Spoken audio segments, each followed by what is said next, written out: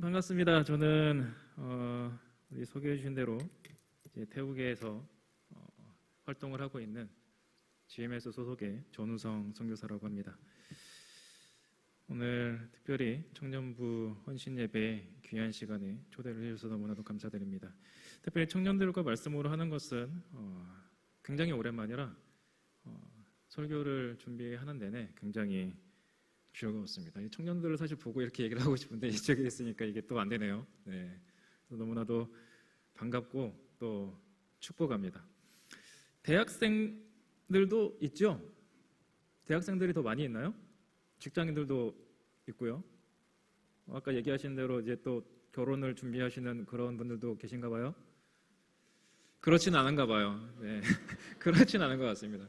또 좋은 남편감 또 좋은 아내감을 만나서 신실한 가정이 여러분들을 통해서도 나타나기를 축복합니다. 여러분들 살아보니까 좀 어떤가요? 이제 대학생만 돼도 좀 뭐랄까요? 내가 뭔가 좀 다 할 수 있을 것만 같은 시간이 나한테 왔다. 나한테 조금 자유로운 시간이 와서 내가 이 시간들을 잘 사용하다 보면 내가 뭔가 대단한 업적 같은 것을 내가 만들어 볼 수 있지 않겠나라고 하는 생각을 하게 되는데 지내보니까 사실 또 딱히 그렇지가 않죠. 직장 생활을 또 시작을 하게 되면 어떤가요? 저는 특별히 이제 막 직장 생활을 오래 해본 것은 아니지만 직장 생활을 하면 주변에 있는 청년들이나 주변에 있는 친구들은 그랬던 것 같습니다. 기본적으로 뭔가 경제적으로 자유로워질 수 있을 것만 같으니까 내가 이제 맛집 같은 데도 텔레비에 나온 것 이제 그런 데 막 가가지고 맛있는 것도 한번 먹어보고 여행도 조금 다녀보고 차도 한번 사보고 그리고 이제 뭐 해외여행도 한번 내가 가고 싶을 때 한번 갈 수 있을 것 같지만 근데 현실은 어떻죠? 현실은 또 사실 그렇지가 않죠. 이런 얘기 하기는 그렇지만 사실 사회생활 시작하면 오히려 학생의 시절보다 시궁창의 인생을 사는 것 같은 그런 느낌도 받는 경우가 많이 있는 것 같습니다. 집에 있는 게 사실 제일 이제는 편하죠. 대학생 때까지 하더라도 사실 나가서 잠자고 나가서 지내는 게 좀 편한데 조금만 이제 지나면은 집에 있는 게 편하고 이불 밖에 나가는 것은 위험하니까 그냥 이불 밖에서 그냥 항상 하루 종일 있고 이제 그런 것들이 많아지는 것 같아요. 그만큼 청년들의 활동 범위가 계속해서 줄어들고 있습니다. 그것이 현실이고 사실이고 결국에는 이 청년들의 활동 범위가 교회 밖으로까지 밀려날 수도 있다라고 하는 것을 우리는 항상 경계하면서 청년들을 볼 때마다 항상 축복하고 사랑의 말들을 해줬으면 좋겠습니다. 그리고 사랑하는 청년 여러분들은 교회에 있을 때도 항상 편함과 평안함을 누리는 그러한 시간이 이어졌으면 좋겠어요. 여하튼 그럼에도 불구하고 이 시간 이 자리에 나와 예배를 함께하고 있는 여러분들을 축복합니다. 거기에 헌신 예배로 하나님 앞에 헌신하고자 하는 마음을 가지고 이 자리에 앉아있게 된 것을 더욱더 축복합니다. 오늘 말씀으로 들어가서 우리가 잘 아는 솔로몬에 대한 얘기를 나눠볼까 합니다. 솔로몬의 통치의 말년의 기간에는 비판받을 소지가 많은 왕일 수 있지만 통치 초기에는 누구보다 하나님을 사랑했고 하나님께서 원하시는 게 무엇인지를 확실하게 알았으며 또 하나님의 뜻대로 살려고 노력했던 사람이 바로 솔로몬이었습니다. 특별히 오늘 볼 내용은 솔로몬의 성전 건축에 대한 이야기입니다. 당시까지 성전이라고 하는 개념은 딱 어딘가에 고정되어서 건축되어 있는 형태의 건물이 아니었습니다. 아무래도 당시에는 유목 생활을 했던 유목민족이었고 또 다윗의 시대까지에는 전쟁을 굉장히 많이 했기 때문에 이동을 하는 상황이 빈번했죠. 그래서 어딘가에 정착해서 살던 것이 아니라 떠돌이 생활을 했었기 때문에 성전이라고 하는 개념을 우리처럼 교회를 지어서 만들 수 있는 상황이 아니라 그때 당시에는 이동이 편리하게끔 텐트일 수밖에 없었습니다. 성경에서는 그것을 성막이다 이렇게 표현을 하고 있죠. 그래서 다윗이 처음으로 이스라엘을 통일을 하고 이스라엘 왕국의 왕으로서 자리매김했을 때 처음 하려고 했던 가장 큰 규모의 사업 중 하나가 바로 성전 건축이었습니다. 이제는 유목 생활을 마치고 정착 생활을 시작했기 때문입니다. 그래서 성전 건축은 지금까지의 불완전하게 생활했던 것을 마무리하고 안정적인 새 시대가 왔다라고 하는 증거이기도 했습니다. 따라서 다윗은 하나님께서도 분명히 성전 건축을 하기를 원하실 것이라고 생각을 했고 다윗 스스로도 그렇게 하기를 원했기 때문에 성전 건축을 준비하게 됩니다. 그런데 역대상 22장 8절에 이런 말씀이 있습니다. 여호와의 말씀이 내게 임하여 이르시되, 여기서 내는 다윗을 얘기하는 것입니다. 너는 피를 심히 많이 흘렸고 크게 전쟁하였느니라. 내가 내 앞에서 땅에 피를 많이 흘렸은즉 내 이름을 위하여 성전을 건축하지 못하리라. 다윗은 분명히 하나님의 영광을 위하여 성전을 건축을 하고자 했지만 도리어 하나님께서는 다윗을 통해서 성전이 건축되는 것을 허락하지 않으신 것입니다. 말씀에서 보셨던 것처럼 그 이유가 전쟁을 너무 많이 해서, 피를 너무 많이 흘려서. 다윗의 입장에서는 서운할 법도 하죠. 한평생을 하나님의 뜻에 맞춰가지고 살아왔던 그러한 사람이었으니까. 그럼에도 불구하고 다윗은 순응합니다. 하나님께서 보시기에 합당한 자다운 행동을 한 것입니다. 그리고 성전 건설의 과업은 그 아들인 솔로몬에게 넘어가게 됩니다. 그러나 다윗은 솔로몬에게 그냥 내가 성전 건설 못하게 됐으니까 네가 알아서 해, 이런 식으로 넘기지 않습니다. 성전을 지을 때 사용할 수 있는 건축 준비를 다윗이 해주게 되죠. 성경에서는 다듬은 돌을 준비하게 하고 문에 사용할 철을 준비하게 하고 당시에 귀했던 백향목을 무수히 준비했다라고 얘기를 하고 있습니다. 하나님께서 원하시는 성전 건설이 다윗을 통해 지어지지는 않지만 그를 통해 충분히 준비가 되고 있는 것입니다. 다시, 다윗이 성전 건설을 할 수 없었던 이유가 뭐라고 말씀드렸죠? 전쟁을 많이 하고 피를 너무 많이 흘렸죠. 솔로몬 시대에는 그래서 전쟁을 했다는 기록을 사실 찾아보기가 어렵습니다. 다윗이 이미 적들을 다 물리치고 막 다 통일을 해가지고 태평성대가 이루어져서 그럴까요? 그렇지 않습니다. 그렇다기보다는 이제는 대국이 된 이스라엘에게 알아서 주변 나라나 주변 부족에서 항복을 해왔던 것입니다. 본인 땅을 알아서 바치면서 이제 그것을 통해서 솔로몬이 피를 묻힐 상황 자체가 발생하지 않게 된 것이죠. 그리고 그 나라나 부족들은 이제 대국이 된 이스라엘을 통해 보호받을 수 있게 된 것입니다. 그렇게 하나님께서는 솔로몬이 성전 건축을 하기 위한 과정과 준비를 차곡차곡 준비를 하신 것입니다. 솔로몬은 그래서 별다르게 힘들이지 않고 하나님의 성전을 건축할 수 있는 그러한 상황이 된 거죠. 우리의 인생이 이러면 얼마나 좋겠습니까? 금수저로 태어나서 내가 크게 하는 거 없는데 나한테 부족한 게 아무것도 없는 그런 상황. 나는 아무것도 아닌데 우리 엄마 아빠가 너무 부자여가지고 나에 대한 준비가 다 이루어지는 상황. 나를 중심으로 막 세상이 돌아가는 것 같고 내가 뭐만 하면 다 잘 되는 그러한 상황. 이런 일이 생기면 사실 얼마나 살만 나겠어요. 근데 현실은 그렇진 않죠. 물론 간혹 이런 일은 있습니다. 왜인지 모르게 무엇인가가 어떤 상황이 갑자기 도르래가 돌아가듯이 딱딱 맞아떨어지는 상황이 간혹 가다가 인생 가운데 있기는 있죠. 갑자기 일이 잘 풀리는 상황이 있습니다. 그런데 항상 이럴 때 함정카드가 발동하게 됩니다. 우리를 시험하게 만드는 그 어떠한 것이 개입을 하게 되는 것입니다.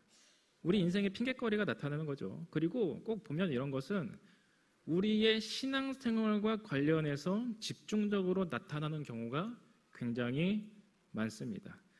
사탄이라고 하는 존재, 마귀라고 불리는 존재는 우리가 편하게 신앙생활하는 꼴을 못 보는 존재이기 때문에 그렇습니다. 거기에 우리는 연약합니다. 그러다 보니 우리의 삶이 평탄하게 흘러가는 것 같으면서도, 평탄하게 사라지는 것 같으면서도 늘 어려움을 겪고 때로는 그것에 의해 넘어지기도 하는 것입니다. 하나님께서는 분명히 우리가 온전히 예배드릴 수 있는 환경을 만들어 주시지만 그럼에도 불구하고 우리가 온전히 예배가 되지 않는 것은 예배보다 앞서는 무엇인가가 내 머리에, 내 가슴 속에 채워져 있기 때문에 그런 것입니다. 지혜의 왕으로 불리우는 오늘 말씀의 솔로몬에게는 그런 게 없었을까요? 성경에는 그 내용이 완전하게 언급하고 있지는 않지만 충분히 있었을 법한 얘기를 한번 해보겠습니다. 하나님께서는 분명히 솔로몬을 통해서 성전이 건설이 되도록 완전하게 준비를 하셨습니다. 말씀드렸다시피 아버지인 다윗을 통해서 성전을 건설할 수 있는 재료를 충분히 구비해 두게 하셨고, 또 주변 나라들이 알아서 항복을 하게끔 만들면서 손에 피도 묻히지 않고 정복 활동을 할 수 있게끔 만들어 줬습니다. 근데 여러분들 혹시 솔로몬의 아내가 몇 명이라고 얘기를 많이 들으셨죠? 몇 명이었죠? 몇 명? 1000명이요. 1000명. 솔로몬의 아내가 1000명이었는데 열왕기상 11장 3절을 보게 되면 후궁이 700, 첩이 300명이었다라고 얘기를 하고 있습니다. 근데 이게 여러분들이 생각을 해보실 게 뭐냐면, 자, 솔로몬이 물론 그 1000명 가운데 진짜 사랑해서 결혼한 사람들도 있었겠죠. 그런데 이들 중 대다수는 어떤 사람들이었냐면 외교 정책상 결혼을 하게 된 여인들도 많이 있었습니다. 말하자면 어떤 왕국이나 어떤 부족들이 자기들이 항복의 의사표현을 하게 될 때 그 나라나 부족의 항복의 의사표시의 증거가 바로 그 왕의 딸이나 그 부족장의 딸을 바쳐야 하는 고대 사회의 문화가 있었던 거죠. 그렇게 하다 보니까 많은 지역들이 점령이 돼감에 따라서 함께 늘어난 것이 뭐냐면 솔로몬의 아내. 솔로몬의 아내가 그래서 1000명의 아내가 생기게 된 것입니다. 1000명의 아내가 있는 게 마냥 좋을까요? 혹시 여러분들 1000명의 아내 감당 가능하겠습니까? 1000명의 아내. 혹시 몰라. 지금 혹시 이제 끓어오르는 우리 청년들의 입장에서는 그래도 내가 한 5명 정도는 이제 아내가 있으면 괜찮지 않을까 생각이 될 수도 있지만, 여러분들 물어보세요. 이미 결혼하신 분들한테 물어보십시오. 남편이 1000명 한번 생각을 해보십시오. 아내가 1000명? 이거 보통 일이 아니에요. 이게 저는 지금 너무 행복해요. 너무 행복한데 이게 한 명만 있어도 행복한 거라고요. 감당이 안 되는 거죠. 자, 보세요, 여러분들. 일단 솔로몬은 하나님께서 원하시는 대로 성전 건축을 시작을 합니다. 그래서 열왕기상 6장 38절에 이렇게 말을 합니다.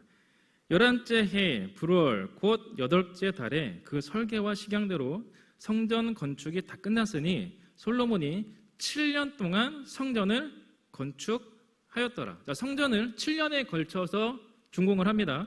그리고 그 다음 절 열왕기상 7장 1절 말씀을 우리 같이 한번 보겠습니다. 7장 1절입니다. 시작.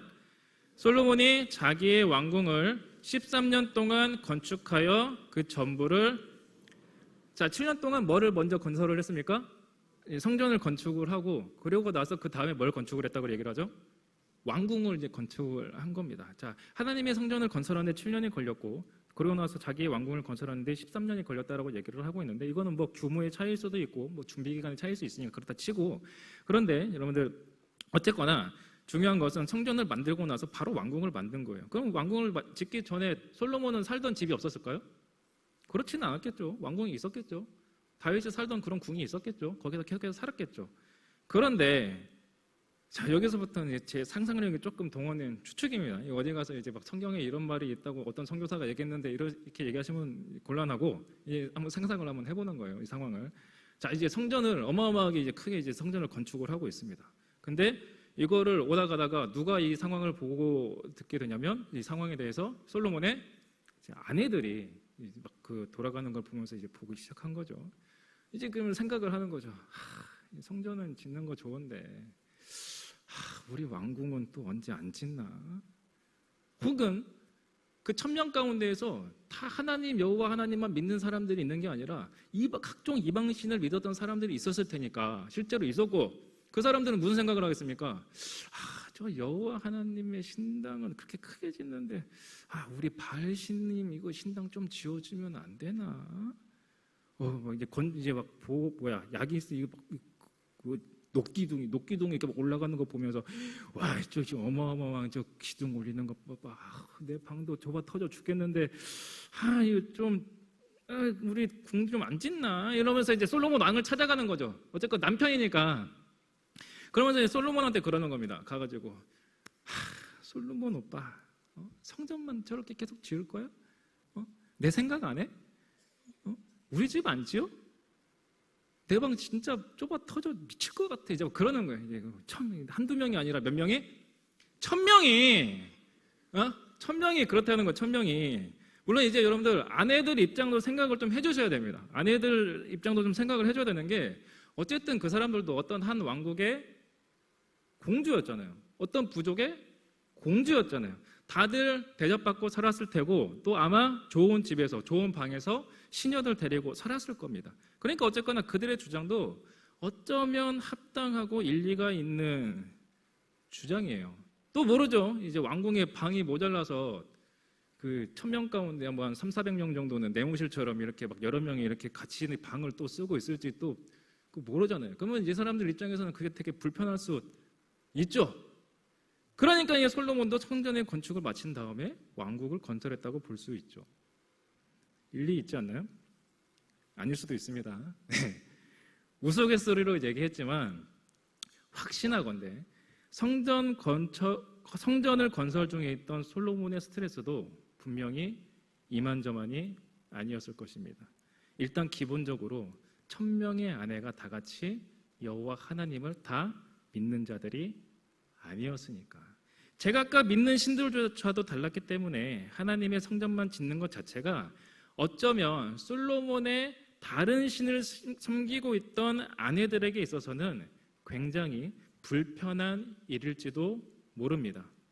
자, 어쩌면 솔로몬이 아니라 다른 사람이었다면 성전을 건설하다가 하도 옆에서 뭐라고 하니까 짜증나서 그 왕궁 먼저 그냥 지어버리고 성전 짓자 해가지고 그랬을지도 모르고, 아니면 형평성에 좀 맞게 한다고 여기다가는 하나님의 성전을 지으면서 옆에다가는 바알 신의 신전을 짓고 여기에다가 또 아세라 신전을 또 짓고 막 그럴지도 모르죠.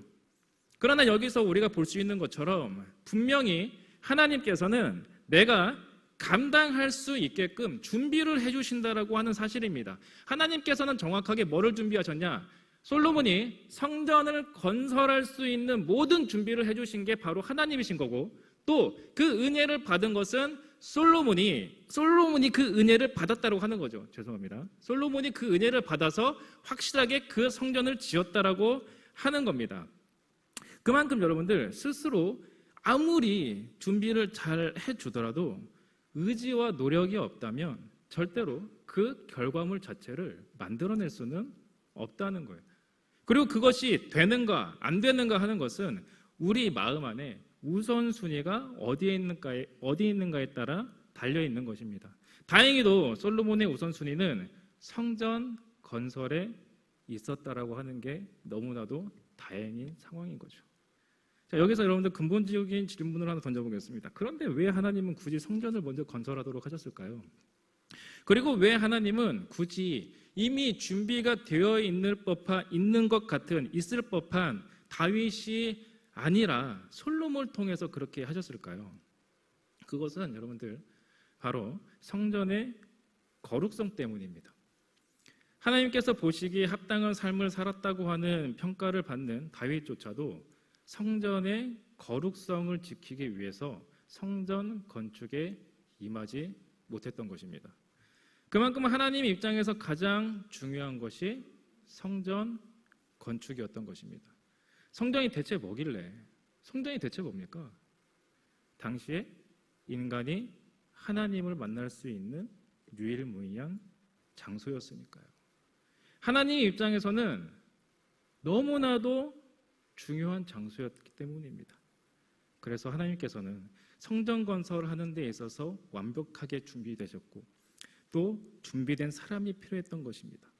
그리고 그 준비된 사람이었던 솔로몬의 우선순위와 하나님께서 원하시는 우선순위가 일치되었을 때 비로소 성전으로서 처음으로 완성될 수 있었던 것입니다. 우리는 삶을 살아가면서 우리 나름대로 우선순위를 설정해서 살아가는 경우가 많습니다. 여러분들의 우선순위는 무엇입니까? 우리 청년들의 우선순위는 뭐일까요? 그리고 그 여러분들이 가지고 있는 우선순위는 여러분들의 우선순위입니까? 아니면 하나님께서 원하시는 우선순위입니까? 혹시 여러분들이 가지고 있는 우선순위와 우리 하나님께서 생각하고 계신 우선순위가 다르지는 않습니까? 저는 하나님께서 여러분들을 위해 어떤 준비를 하고 계신지는 잘 모릅니다. 우리 사랑하는 청년부를 위해서 하나님께서 어떤 계획을 하고 계신지 잘 모릅니다. 그러나 오늘 말씀을 통해서 제가 여러분들에게 드릴 수 있는 말은 분명히 하나님께서는 여러분들을 통해서도 하나님의 성전이 만들어지기를 원한다는 것입니다.